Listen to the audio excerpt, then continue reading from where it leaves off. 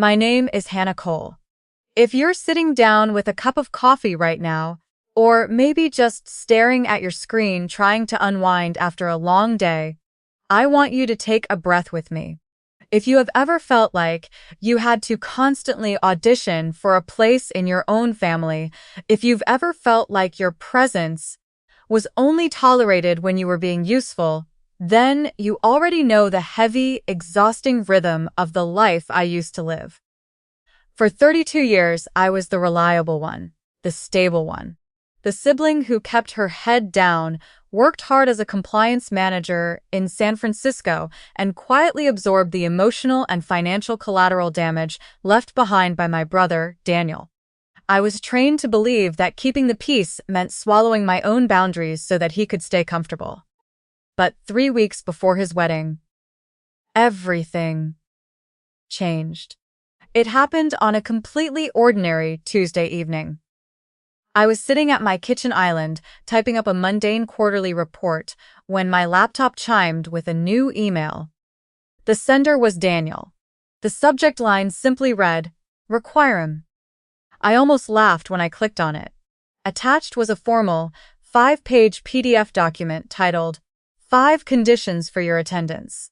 I genuinely assumed it was some sort of hyper-specific, inside joke or perhaps a bizarrely structured itinerary from his wedding coordinator. But as I scrolled down, the playful thoughts completely vanished from my mind. The text was formatted with cold, numbered bullet points, written with the precision of a hostile corporate takeover. At the very bottom of the final page, Daniel had typed a single chilling sentence. "Complete them, and maybe you'll be worthy of standing beside us." My stomach dropped, a heavy, sick feeling spreading instantly through my chest. But what cut the deepest wasn't even Daniel's arrogance. It was the fact that our parents, Elaine and Richard, were openly copied on the email thread. Neither of them had stepped in to defend me. There was no frantic text from my mother saying, "Oh, ignore your brother, he's just stressed." Instead, a mere 11 minutes later, my mother's reply flashed onto my screen. She had sent a single heart emoji followed by the words, "Please don't make this difficult." My father followed up right after her, typing, "Your brother deserves 1 weekend without conflict." In that single moment, time seemed to slow down. I sat in the absolute silence of my apartment, staring at the screen as the harsh blue light reflected in my eyes. The message from my family was crystal clear. My dignity, my feelings, and my boundaries were entirely disposable. The only thing that mattered was protecting the golden child's perfect, fragile reality. If you have ever experienced that exact moment of realization, the moment you realize you are completely on your own in a room full of people who are supposed to protect you, do me a favor. Type the word boundaries in the comments right now. Let me know I'm not the only one who has had to face that cold, awakening truth. I didn't reply to the email that night. I didn't call my mother to cry, and I didn't text Daniel to argue. I just sat there, reading the document over and over until my hands finally stopped trembling. For years, I had let them rewrite my silence as weakness. They thought I would protest privately, shed a few tears, and then ultimately surrender just like I always did to preserve the family peace. But they didn't realize that this time, their demands hadn't broken me. They had simply cured me of my loyalty. If you've ever had someone look you in the eye and demand that you erase your own worth just to make them look better, then you will understand exactly how it felt to read through those 5 specific conditions. Daniel hadn't just typed up a list of standard weddings requests. He had constructed a psychological cage, and he expected me to step inside it willingly. The first condition was a direct financial extortion. He required me to wire exactly $30,000 into a designated wedding account within 72 hours. He called it my fair family contribution, as if my presence at his luxury celebration had a literal admission price. The second condition was even more calculated. It required me to sign a formal legal release that would permanently and unconditionally forgive an $84,000 restaurant loan I had given him years ago. That money represented years of my hard work, sacrificed bonuses, and strict budgeting. But to Daniel, it was just a minor inconvenience he wanted wiped off the books before his new, wealthy in-laws took a closer look at his financial history. The third condition targeted something deeply personal. He ordered me to turn over our late grandmother's sapphire bracelet to his fiancée, Sophie, during the rehearsal dinner. Our grandmother had left that specific bracelet to me in her will, because she knew how much it meant to me. But Daniel had already promised it to Sophie as a Cole family heirloom, trading my inheritance for social leverage. The fourth condition was designed to minimize my physical presence entirely. I was banned from bringing a guest, my phone was to be surrendered at the door, and I was forced to wear a drab, unflattering taupe dress, chosen by a stylist. Most insulting of all, I was assigned to sit at a table tucked away near the service entrance. Daniel explicitly wrote that this was to ensure I wouldn't initiate any uncomfortable conversations with Sophie's high society relatives. He wanted me visible enough to prove the family was whole, but isolated enough to keep me completely silent. But it was the fifth condition that truly took my breath away. He had drafted a script, a prepared public apology that I was expected to read aloud during the rehearsal dinner. The words he had written for me were humiliating. I was supposed to stand up in front of dozens of strangers and admit that my bitterness and jealousy had damaged Daniel's confidence over the years. I was supposed to declare that our past financial conflicts were just a grand misunderstanding on my part, and then publicly praise him for becoming the successful, brilliant man our parents always knew he could be. When I finished reading that final bullet point, I closed my laptop slowly. I didn't cry, and I didn't rage. Instead, a strange, profound quiet settled over me. Have you ever reached that exact tipping point? The moment where the disrespect becomes so absolute, so undeniable, that your sadness instantly burns away and leaves behind a cold, clear sense of resolve? If you know exactly what that feels like, leave a comment below and tell me when you realized it was time to stop negotiating with people who only see you as a stepping stone. Daniel thought he had trapped me because he knew how much I hated public embarrassment. He truly believed that the fear of being isolated from the family would force me to click sign and wire the funds. He didn't realize that by making his terms so entirely unlivable, he had accidentally given me the greatest gift possible. He had set me entirely free from the obligation to care what any of them thought of me ever again. To truly understand how my brother became capable of sending an email like that, you have to understand the architecture of our family dynamic. For as long as I can remember, our parents operated under a single, unwritten rule. Daniel's feelings were a fragile glass vase that everyone had to tiptoe around, while my feelings were a concrete floor that could handle unlimited weight. I spent years trying to figure out why they did this.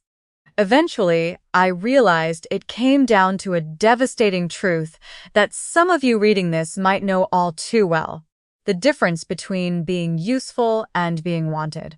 I was useful to my parents because I was stable, independent, and required zero emotional labor.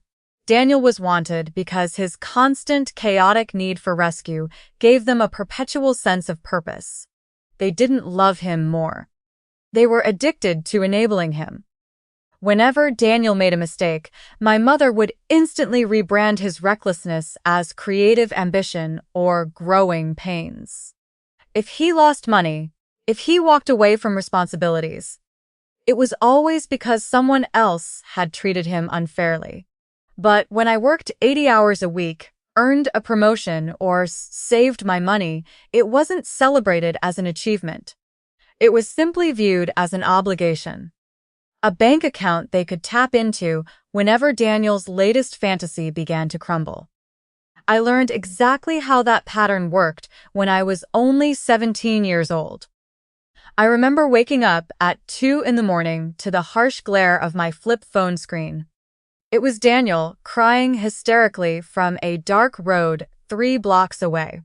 He had taken our father's pickup truck to a high school graduation party, gotten drunk, and backed it directly into a neighbor's stone retaining wall. He abandoned the truck right there, panicking that Dad would kick him out and Mom's skyrocketing blood pressure would land her in the hospital if they discovered the truth. Because I was terrified of our family fracturing, I snuck out of the house in my pajamas, helped him limp the dented truck back into our driveway, and sat silently the next morning while our parents screamed at me, fully believing I was the one who had taken it. I lost my driving privileges for 6 entire months. I spent my weekends working a grueling retail job just to pay for the extensive body shop repairs, while Daniel stood in the background, offering quiet, tearful promises that he would eventually pay me back for every single dime. He never did, not a single cent. That was the very first time I swallowed the damage to keep him comfortable, and because it worked so beautifully for them, my parents spent the next 15 years refining that exact system. Every time I stepped in to absorb Daniel's consequences, my parents would pat my shoulder, tell me how strong I was, and remind me that family loyalty means carrying each other's burdens. They used my strength as a weapon against me, converting my natural empathy into a resource they could completely strip mine whenever Daniel ran out of options. If you have ever been the strong one in your family, the one who is constantly expected to hold everything together while the golden child tears it apart, drop a comment below. Let me know how long it took you to realize that being called strong by an enabler is usually just a polite way of asking you to take another hit. For a long time, Daniel's financial recklessness was contained within our immediate family circle. But everything shifted when Sophie Langford entered his life. Sophie was polished, genuinely intelligent, and came from an incredibly wealthy family that owned a successful chain of commercial construction companies across California. She worked in brand strategy and carried herself with an easy, natural confidence. But right from the start, Daniel carefully controlled exactly what she and her family knew about his financial background. In his rewritten version of reality, his failed restaurant in Sacramento hadn't been a financial disaster caused by a leased luxury car and private parties. It was a minor setback caused by bad landlords and unpredictable supply chain costs. He even told Sophie that our parents were independently wealthy and that I had enthusiastically invested in his projects because we were close business partners. None of it, of course, was true. Once their engagement was announced, the wedding instantly began to balloon. What was supposed to be a small, intimate ceremony in a vineyard quickly morphed into a massive, multi-day luxury weekend event in Napa Valley, complete with custom invitations, imported flowers, a string quartet, and a reception at a historic, fully restored estate. Whenever our mother described the lavish arrangements, her voice would take on this breathless, proud quality, speaking as if Daniel were personally funding the entire production. In reality, I knew Sophie's parents were cutting the checks for the vast majority of it. They so dear, but Daniel kept confidently assuring everyone on our side that he was covering his fair share of the expenses. 2 months before the wedding, Daniel cornered me at a family dinner and casually asked me for $20,000. When I looked him in the eye and flatly refused, he didn't scream or throw a fit. He just smiled, patted my shoulder, and said he completely understood. That calm, calculating smile should have made me suspicious right then. It wasn't the reaction of a desperate man who had run out of options. It was the reaction of a man who had already found another way to get what he wanted. 3 weeks later, the formal 5 conditions email arrived in my inbox. The sheer entitlement of his demands was staggering, but it was my parents' reaction that truly cemented my resolve. When my dad chimed in to say Daniel deserved 1 weekend without conflict, and my mom begged me to just do these 5 things so we could finally move forward as a family, the illusion was completely shattered. They weren't asking me to attend a wedding. They were asking me to sign an emotional and financial death warrant to protect my brother's carefully constructed lie. They were willing to watch me be publicly humiliated, stripped of my inheritance, and legally bound to God knows what, just so they could pretend for 1 weekend that their son was the successful, honorable man they had always claimed he was. Have you ever looked at your own parents and realized they are completely willing to sacrifice your safety, your finances, and your mental health just to keep a toxic dynamic alive? If you have, take a moment to drop a comment below. Share how you handled that exact realization, because reading your words might give someone else the courage to finally stop standing on the side of the family that always gets sacrificed. When you work in corporate compliance for an investment firm, your entire job is built around a single, unyielding truth. People lie, but documentation always tells the story. You learn to look past emotional appeals, smooth presentations, and high-pressure tactics to focus entirely on the fine print. The moment I opened that attached release form Daniel wanted me to sign, my emotional brain completely shut down and my analytical compliance brain took over. Daniel expected an emotional outburst. He expected me to call him screaming, or to call our mother crying, because that was a language he knew how to manage. He could easily reframe my tears as jealousy or erratic behavior to Sophie and her parents. But I didn't give him that satisfaction. I sat at my desk, zoomed in on the legal text, and began to read the release word by word, line by line. The first 3 pages were exactly what I anticipated. Standard, albeit aggressive, language releasing him from the $84,000 restaurant debt. But then I reached page 4, buried deep within a dense paragraph of standard boilerplate legalese, and my blood ran cold. It was a single, vaguely worded clause, stating that by signing this document, I explicitly acknowledged, approved, and assumed full liability for all prior financial commitments made on behalf of the Cole family wedding project. The hair on the back of my neck stood up. In the financial world, vague, sweeping language like that is a massive red flag. Daniel wasn't just asking me to forgive the past. He was actively attempting to make me legally and financially responsible for a future liability that I hadn't even discovered yet. He was setting a trap. Without a word, I opened a new email, attached the entire document, and forwarded it to my best friend, Mia Torres. I typed one short sentence. Tell me I'm not imagining how wrong this feels. Mia had known me since our freshman year of college, and she was the one person in my life who never confused my quietness with weakness. She worked as a senior forensic accountant, meaning her entire career was dedicated to untangling hidden corporate fraud. She didn't just understand numbers, she understood the criminal psychology behind them. Less than 3 minutes after I hit send, my phone began to vibrate on the desk. When I picked it up, Mia didn't even say hello. Her tone was sharp, laced with an immediate, defensive intensity. "Hannah, do not sign a single piece of paper from him," she warned. "And whatever you do, do not reply to that email or let Daniel know you're suspicious." Hearing the gravity in her voice made my heart race. I leaned back in my chair, looking out the window at the flashing lights of the San Francisco skyline, feeling a familiar, heavy wave of exhaustion washing over me. It was the same crushing weight I had carried years before. 3 years ago, I had finally saved up enough money to book a 3-week dream vacation to Bali after earning a major promotion at my firm.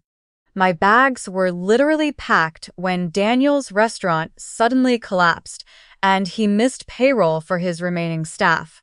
My parents wept on the phone, begging me to help, so I emptied my entire vacation savings account to cover his employees' final checks, telling myself I would travel later. I never did. I had sacrificed my dreams, my money, and my peace of mind over and over again, entirely on the promise that he was just going through a hard time.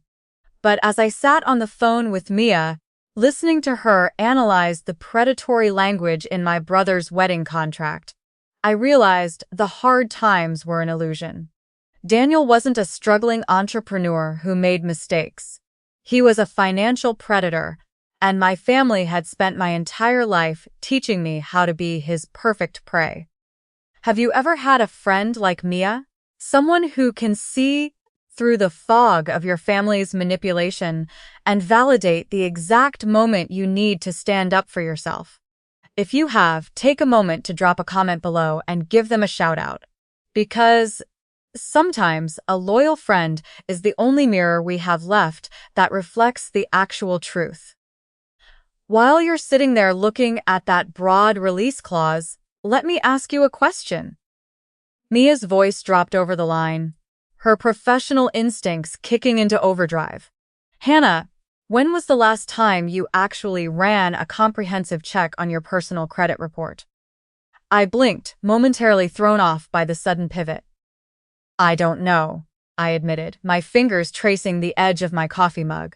Maybe a year ago, when I renewed my apartment lease. My bills are all on autopay, and my mortgage and credit card statements always look exactly the same. Check it. Right now, Mia commanded. I'm staying on the line until you do. With a growing sense of unease fluttering in my chest, I navigated away from Daniel's contract and logged directly into all 3 major credit bureaus. At first glance, everything appeared perfectly normal, just my standard mortgage payment, my regular utility bills, and my typical monthly expenses. But then, as I scrolled down to the deep background history section, my eyes caught something completely unfamiliar. A recent commercial business inquiry from a major commercial lender I had never contacted in my entire life. The inquiry had been hard-logged exactly 6 months earlier. It was filed under a registered corporate entity called Cedar and Stone Events LLC. My heart hammered against my ribs. I quickly opened a separate tab and searched the California Business Registry. Within seconds, the official corporate filing popped up on my screen. There it was, Daniel Cole listed publicly as the sole managing member. My name didn't appear anywhere on the public registration documents, but the primary business address he had registered for the LLC was my exact former apartment address, a place Daniel had visited countless times and where he still occasionally had some of his old mail forwarded. Mia. My voice barely came out as a whisper. There's a business inquiry, something called Cedar and Stone Events. Call an attorney immediately, Mia said, her voice dropping into a cold, protective tone. This isn't a family squabble anymore, Hannah. This is a corporate crime scene. The very next morning, I contacted Priya Shah, the sharp, meticulous corporate attorney who had originally helped me draft the formal $84,000 restaurant loan agreement years ago. Priya instructed me to send her every single email, text message, and document, and warned me under no circumstances to speak to my brother or my parents. With my formal written authorization, Priya bypassed the standard customer service channels and contacted the commercial lender's specialized corporate fraud department directly. When she called me back for an emergency video meeting, a few hours later, her face was completely grim. The lender had officially confirmed everything. A massive business line of credit had been successfully issued to Cedar and Stone Events LLC, with me listed as the primary personal guarantor. The original credit limit was set at $100,000, but it had recently been increased to $117,600, and nearly every single dollar of it was completely gone. Priya pulled up the digital loan application on the shared screens. My stomach turned as I looked at the documents. It contained a scanned copy of my actual signature, my private tax returns from a few years ago that I had securely given Daniel back when he applied for the restaurant loan, and a fraudulent corporate statement claiming that I legally owned 30% of Cedar and Stone Events. I had never even heard the name of that company until 24 hours prior. The detailed transaction history showed exactly where my stolen identity had gone. There were massive payments made to the luxury Napa Valley estate, a high-end custom floral designer, a private transportation company, a luxury boutique jewelry store, and the digital brand agency that had constructed Daniel and Sophie's elaborate wedding website. But it didn't stop there. Interspersed between the elegant wedding vendors were thousands of dollars in direct monthly payments to Daniel's personal credit card and his personal Porsche lease. "If you sign that fourth page of his wedding contract, Hannah," Priya explained, pointing a pen at the screen, "you will legally acknowledge and approve those expenses after the fact." It wouldn't entirely erase his original fraud, but it would completely muddy the waters, derail our active investigation, and buy him months of time to try and hide the money. Suddenly, the absolute cruelty of all 5 conditions clicked into place like a series of heavy locks falling into position. The $30,000 cash wire he demanded wasn't a family contribution. It was a desperate injection of cash to cover the heavily overdrawn wedding account before the bank flagged it.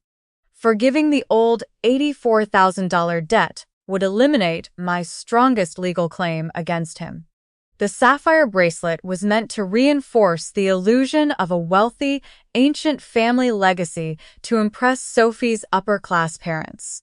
The isolated table by the kitchen door and the strict phone ban were designed to keep me completely segregated from guests who might ask what I did for a living, and the public apology was meant to create dozens of living witnesses who heard me call our financial conflicts a mere misunderstanding. Daniel hadn't designed a wedding weekend. He had designed an execution chamber for my financial future, and he expected me to smile for the cameras while he pulled the lever. While I was sitting in that emergency meeting with Priya, staring at the digital evidence of my own brother's fraud, another text message from Daniel illuminated my phone screen. The text read, "I know you opened the email. Mom is already stressed, so don't punish her with one of your dramatic silences. Sign everything tonight and wire the money tomorrow. If you refuse, I'll make sure everyone knows you tried to sabotage my marriage, because no one has ever chosen you." A year ago, that final sentence, "because no one has ever chosen you," would have ripped me completely apart. It was the exact emotional knife he had used on me for decades, slicing directly into my deepest insecurity of being the isolated, unloved child. But sitting there with the credit report open, looking at the $117,600 he had stolen from my future, that sentence didn't hurt. Instead, it provided absolute psychological clarity. Daniel depended entirely on my shame. He knew that I despised public conflict, and he knew that our parents could easily manipulate me by weaponizing terms like selfish or bitter. He fully expected me to protest privately, shed a few quiet tears, and eventually surrender to keep the peace just like I always did. He was counting on my silence as his ultimate insurance policy.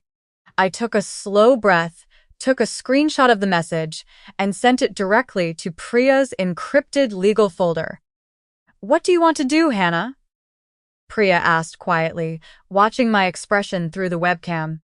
I want to stop standing on the side of the family that gets sacrificed, I answered, repeating the words I had told myself the night before.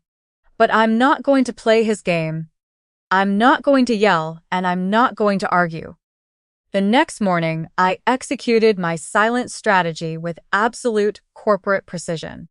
I froze my credit profiles across all 3 major bureaus, changed every financial password I owned, notified my employer's corporate legal department about the identity theft, and filed an official report with the Federal Trade Commission. Together with Priya, we finalized a formal fraud dispute for the commercial lender and filed a comprehensive police report for criminal forgery and identity theft. While I was building an ironclad legal fortress in absolute silence, my mother called me 6 separate times. As I watched her name flash on my screen over and over again, I chose not to pick up. Her voicemails slowly shifted from sweet, pleading manipulation to outright fury.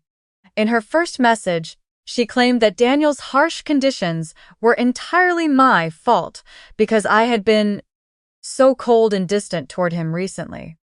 In her third message, she snapped, declaring that families shouldn't keep financial score.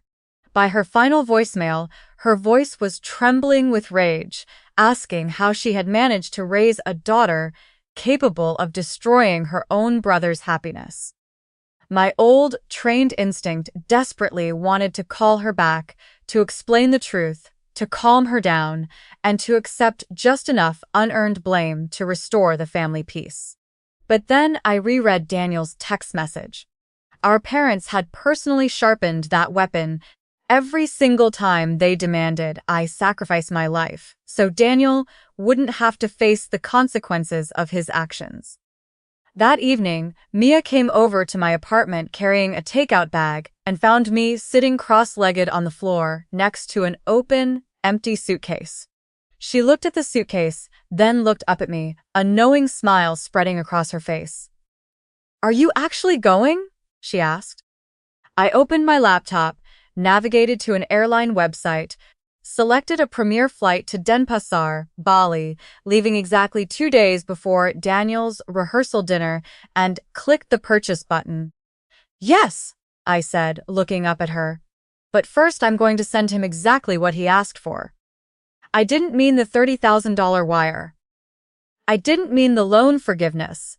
And I certainly didn't mean my grandmother's sapphire bracelet. Daniel had repeatedly boasted in the family wedding group chat that his successful sister in finance was preparing to present the couple with a major family contribution and a foundational investment in their future. He had even scheduled a dedicated public gift presentation between dinner and the cake cutting because he wanted a room full of wealthy people to applaud his success. So I ordered a stunning, custom-made polished walnut document box. I had a brass plate beautifully engraved and affixed to the lid, reading, "For the future you built." Inside that elegant exterior, I placed a heavy black folder. The first page was a short letter addressed directly to Daniel. The second page was my official identity theft affidavit denying any authorization of the Cedar and Stone credit line. The third page was a copy of the guarantor document showcasing his clumsy forgery of my signature. The fourth was a formal legal notice stating that his unpaid restaurant loan had been officially referred to a corporate debt collection agency. The fifth page was an explicit litigation hold order warning him not to delete any financial records, text messages, or emails connected to his LLC. Beneath those papers lay a heavily sealed envelope addressed specifically to Sophie Langford. As a brilliant brand strategist whose name was already attached to several vendor contracts, she had a legal right to know exactly how her wedding was being financed. Her envelope contained Daniel's text messages demanding my retroactive approval, a short letter explaining that I had never agreed to fund the wedding, and an encrypted thumb drive prepared by Priya containing records her family's attorneys could instantly verify. The final object inside the velvet-lined box was my grandmother's sapphire bracelet, sitting in its original case next to a certified copy of the will, proving it belonged entirely to me. A note attached to it read, "Daniel promised you something he did not own. I am showing it to you so you understand the difference between a real gift and property taken through pressure. The bracelet will return to me after you read this." The private courier I hired was instructed to wait for Sophie to finish reading the letter, retrieve the jewelry case, and deliver it safely back to Priya's legal vault. Inside the lid of the box, I taped one last card. "You asked me to make things right. I did." Before heading to the airport, I sent one final email reply to Daniel. "I received your conditions. I will not attend the wedding or complete any requirement for admission. A wedding invitation does not create a debt, erase an existing loan, transfer inherited property, or give anyone permission to humiliate me. A gift will be delivered during the reception.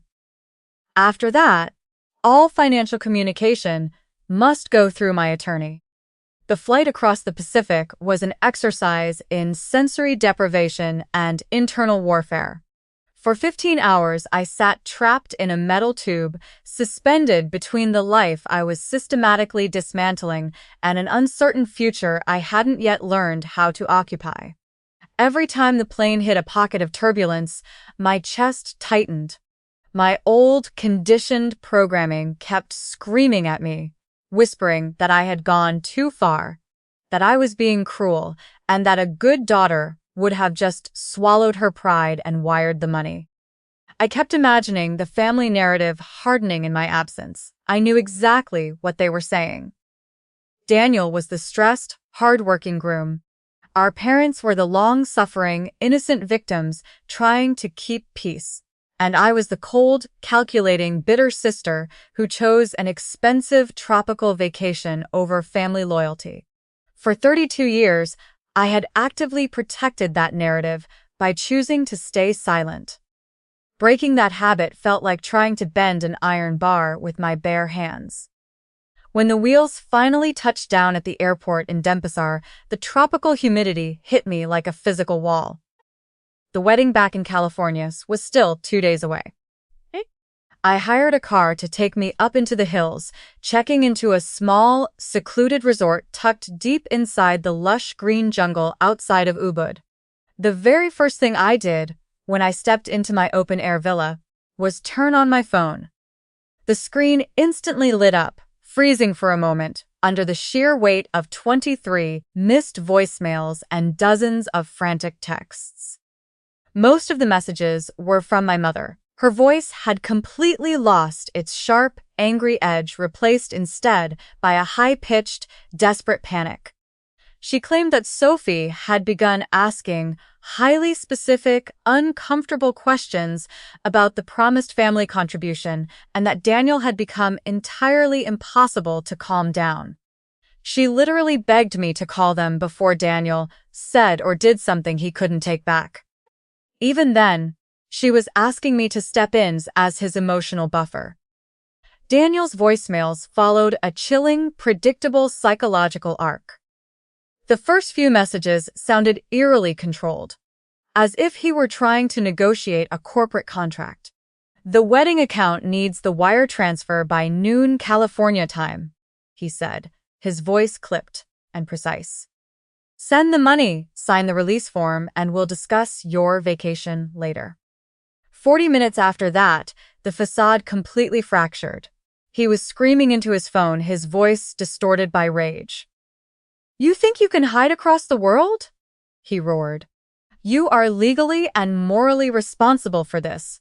You made a commitment to this family." But it was his very last voicemail that made me sit down on the edge of the bed.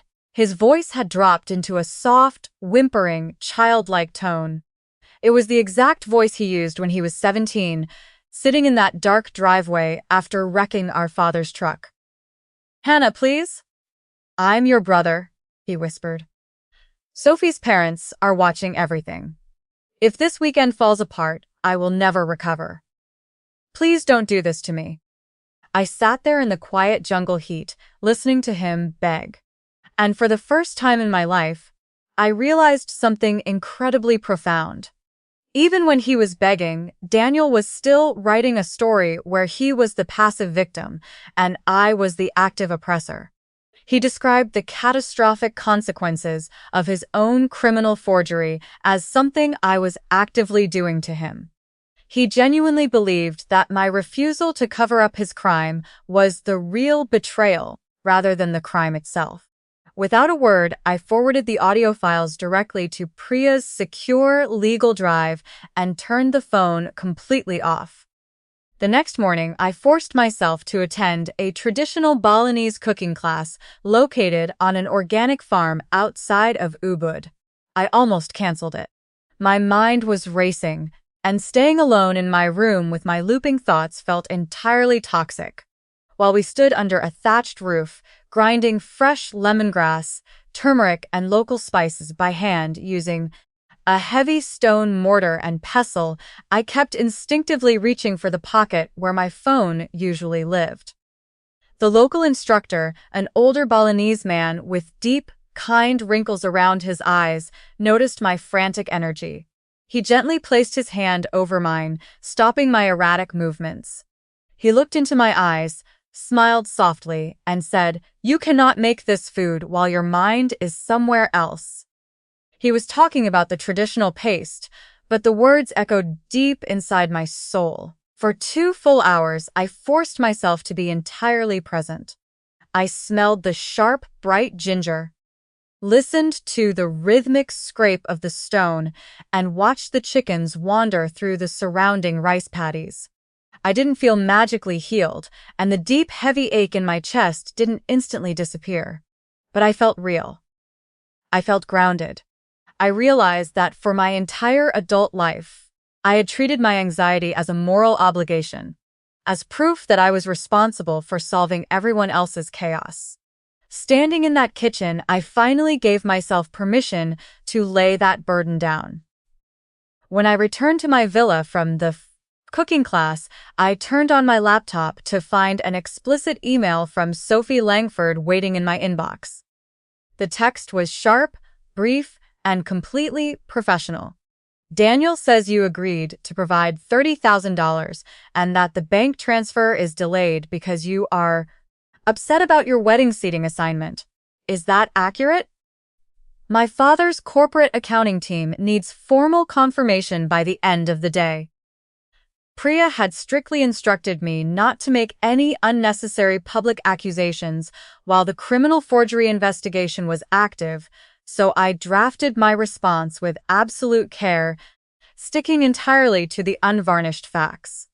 I did not agree to provide wedding funds. I did not authorize any commercial loan, credit line, or personals guarantee for cedar and stone events. My corporate attorney has formally disputed all legal documents carrying my name with the lender's fraud department. Please ask Daniel to show you the original physical authorization he claims I signed.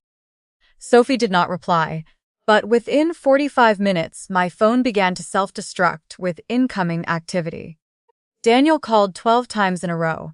My mother called 9 times. Finally, a single text message from my father popped onto my lock screen. "Whatever you told Sophie, undo it right now." I didn't reply to any of them. I shut down the screen, walked away from the digital noise, and spent the rest of my evening walking slowly through the quiet, terraced green rice paddies of Ubud, watching the sunset dip below the horizon. While I was sleeping peacefully in Bali, the clock in California struck 8 p.m. on the night of the wedding reception. According to detailed screenshots forwarded to me later by my cousin and a partial video recording captured by a guest, Daniel had chosen to go ahead with the public gift presentation despite my absence. He had arrogantly rewritten my departure to the guests, claiming that his brilliant sister in finance had suffered an unpreventable confidential work emergency, but had sent an incredibly major, historic family contribution to mark the beginning of his new life. He wanted the public applause, and he wanted Sophie's wealthy father to see that our families was bringing massive financial leverage to the table. Daniel stood at the center of the lavish reception hall, holding a wireless microphone beside the main gift table. He gave a sweeping, emotional speech about sibling bonds, the power of forgiveness, and how families must always support each other's dreams no matter what. He then invited Sophie and her parents to stand directly beside him on the stage. At exactly 8:14 p.m., the polished walnut document box was carried into the ballroom by the private courier service Priya and I had hired. Daniel's eyes lit up when he saw the elegant engraving on the brass plate. "For the future you built." The entire room erupted into polite applause as he proudly lifted the heavy wooden lid, confidently, expecting to pull out a massive cashier's check or a signed deed. Instead, his hands wrapped around the heavy black folder. He opened the first page, and as the wireless microphone captured his sharp, ragged intake of breath, his face went completely white. The first sentence, typed in bold letters, stared back at him. "Daniel, you gave me 5 conditions for attending your wedding. Here is the only condition under which I will remain part of your life. You will never use my name, my money, my signature, my property, or my silence ever again." Panicking, Daniel tried to slam the folder shut, but Sophie was already leaning over his shoulder. Her eyes caught the bolded title on the very next page, Cedar and Stone Events LLC, Identity Theft and Commercial Fraud Affidavit. She instantly reached out and pulled the folder directly from his trembling hands. Daniel laughed nervously into the microphone, desperately telling the 200 watching guests that it was just a private family prank, a silly inside joke between siblings. But then, the heavy sealed envelope, addressed specifically to Sophie, slid out of the folder and fell onto the table. She snatched it up before he could move. As she pulled out the explicit text messages where Daniel demanded my retroactive approval to cover his tracks, along with the forensic banking records, showing that he had used her wedding venue deposits to pay for his personal Porsche lease, an absolute dead silence fell over the entire ballroom. Sophie didn't scream and she didn't cry. She just stood completely frozen, reading the documentation line by line, while Daniel frantically whispered in her ear that the records were fake, that they were entirely taken out of context by his unstable sister. Sophie's father stepped forward, his expression carved from stone. He looked at the forged signature on the guarantor forms and asked a single quiet question that carried across the silent room. "Did Hannah actually sign this, Daniel?" Daniel cracked.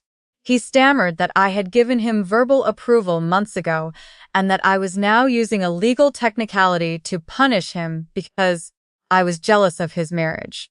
But his explanation completely collapsed.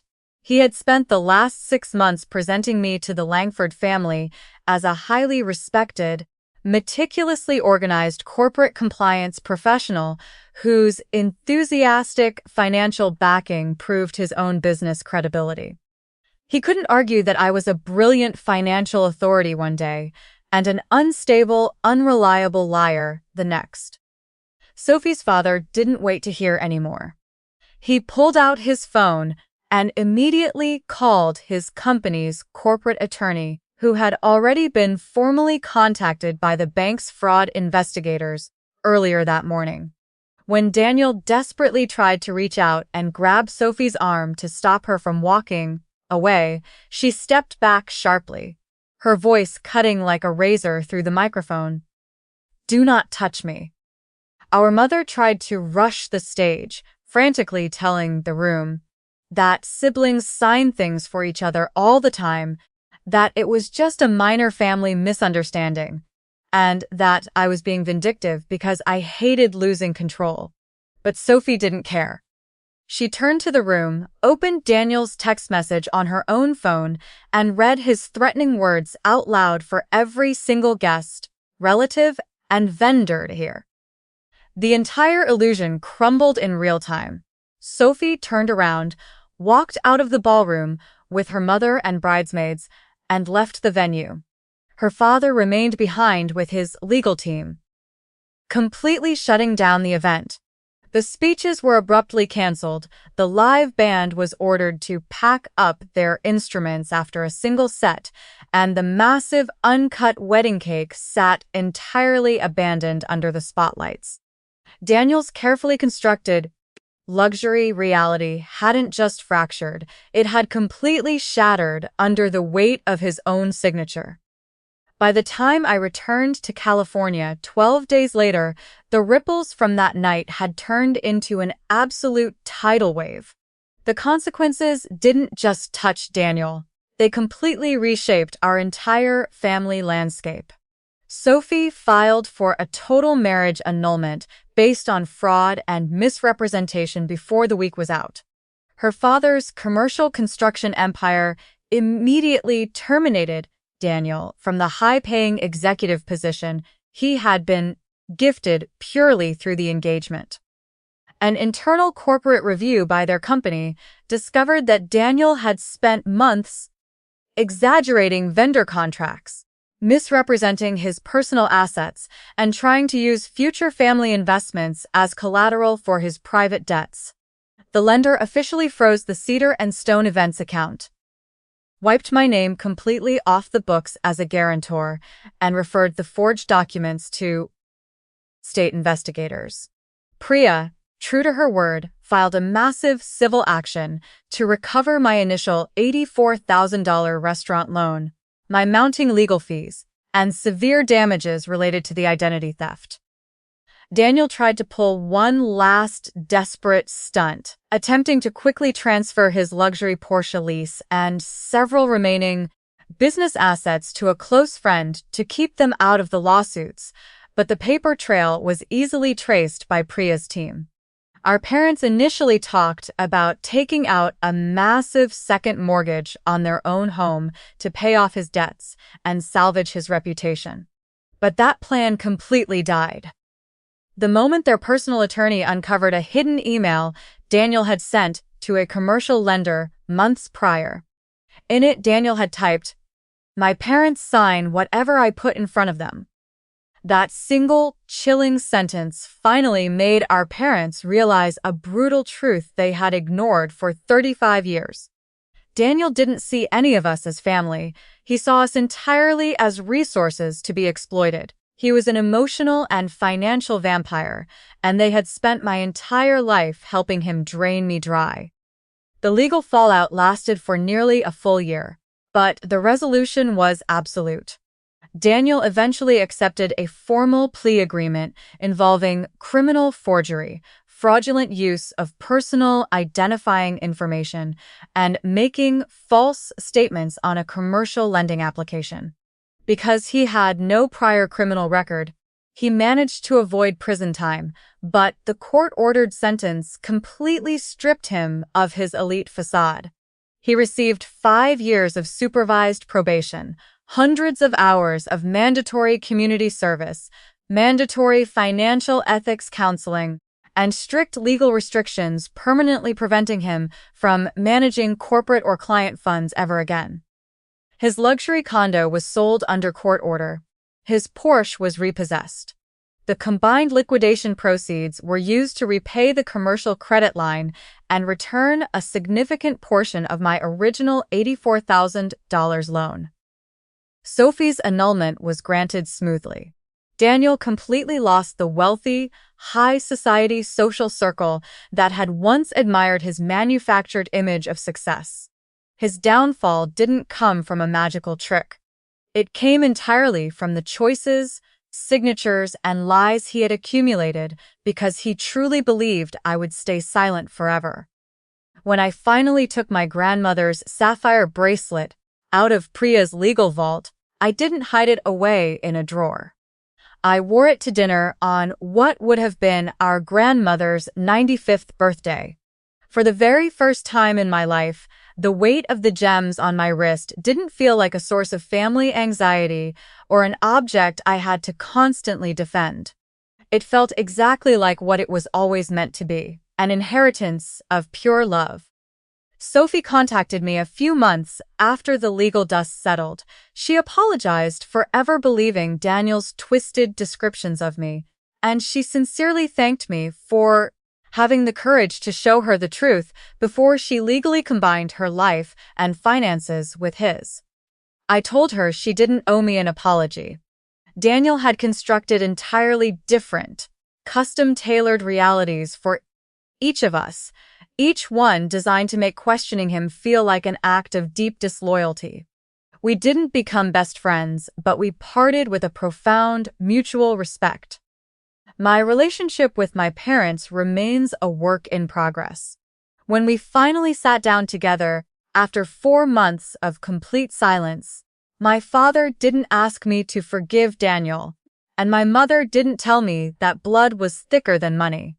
They sat across from me in a quiet cafe, tears in their eyes, and admitted that they had trained me to manage Daniel, and trained Daniel to expect management. They corporate confessed that calling me the strong one had always just been a convenient way for them to demand more from me without feeling guilty. I didn't jump back into their arms, and I didn't restore the old, broken dynamic. Instead, I established unyielding, non-negotiable boundaries. They are completely banned from mentioning Daniel's financial problems, trying to deliver his messages, or showing up at my home without explicit permission. The moment a boundary is crossed, the conversation ends. My mother cried the first time I enforced it, but I didn't change the rules to stop her tears. Over time, she has slowly learned that boundaries are not punishments. They are the mandatory conditions required for a relationship that no longer consumes my entire existence. I'm sitting here finishing my coffee now, looking out at a life that is entirely my own. People still occasionally ask me if I regret sending that walnut box to the reception hall. I do regret that Sophie had to discover the truth in front of her friends and colleagues. She deserved privacy, and I told her that directly. But Daniel was the one who insisted on a microphone, an audience, and a public presentation for money I never promised to give. I simply sent accurate legal documents to the exact room where he planned to use my name to validate his latest deception. My revenge wasn't loud, screaming, or dramatic. My revenge was simply my refusal to keep secrets that threatened my own future.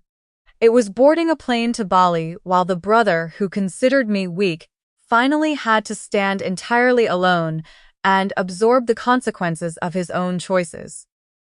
So, I want to leave you with the same question I had to ask myself on that rainy morning in Ubud.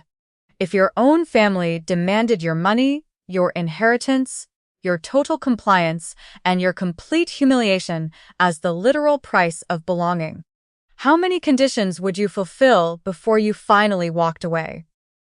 Would you sign the paper to keep the peace, or would you choose your own freedom? Share your honest thoughts in the comments below, because someone reading this tonight might desperately need your words to understand that saying no to a predator is not a betrayal. Protecting your own life is not revenge. Sometimes it is simply the very first act of a free woman.